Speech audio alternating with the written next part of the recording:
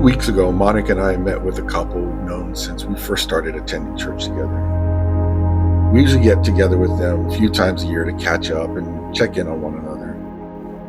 They've known about Monica Stan as they've experienced a similar struggle with infidelity in their own marriage. And as we were talking, I was explaining my childhood trauma and how it affects the way we act as adults. My friend, the husband, began asking me questions. And at one point he said, "Why didn't you just confess everything to the Lord?" See, my friend is very direct and he usually speaks his mind unfiltered. But at that moment, I felt like he just wasn't being very empathetic toward my situation. And I was about 6, 7 years old when I experienced some of that trauma. I was an innocent child, not an adult seeking out a sexual experience. So I just didn't understand why he couldn't realize that. But after a while, I recognized in his comment, it made me see something deeper.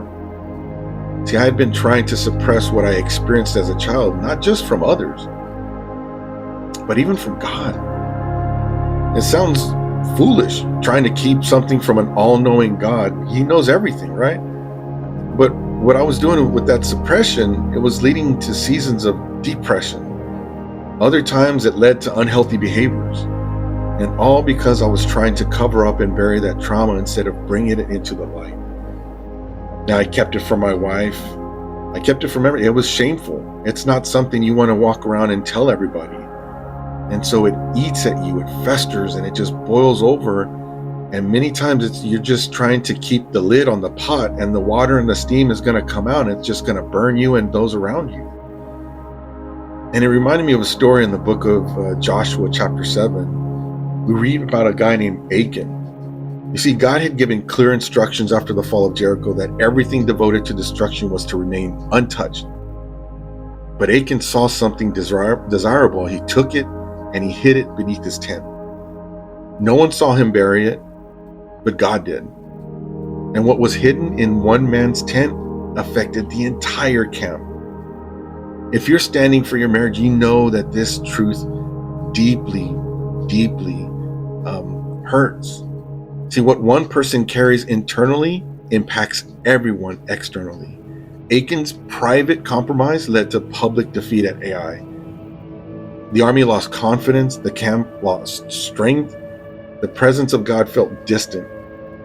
Sometimes in marriage, it's not just the visible conflict that causes damage, it's the buried grief, the unprocessed resentment, the secret coping mechanisms, the silent vows we made in pain. As standers, you may think that like God may not be only restoring your marriage. He may be gently saying, "Let me search your tent," not to shame you, but to heal you. Joshua fell on his face before the Lord, asking why Israel was defeated, and God answered very clearly, "There's sin in the camp." In seasons when your prodigal may be distant or look like that prodigal, confused, hardened, it's easy to focus only on what they're doing. But revival in a marriage often begins when one person says, "Lord, start with me." That's not blaming yourself. That's surrender. And when we allow God to expose what we've buried, like self-reliance, bitterness, fear of abandonment, and control, He begins to remove the spiritual weight that has been blocking breakthrough.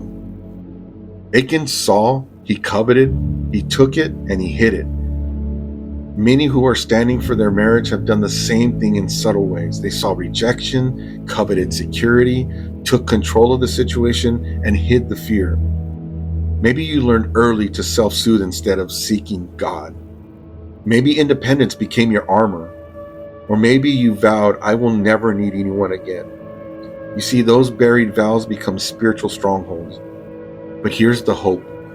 When the hidden thing was removed, God's favor returned to Israel. The defeat at Ai was not the end of their story. Exposure, it feels painful, but concealment prolongs defeat. The cross proves that God deals with sin not to destroy his people, but to redeem them. And if you're standing for your marriage, let God search your heart. Let Him remove what's buried. Let Him break self-protection. Let Him build trust in Him first. You can't control your spouse's choices, but you can steward your own tent.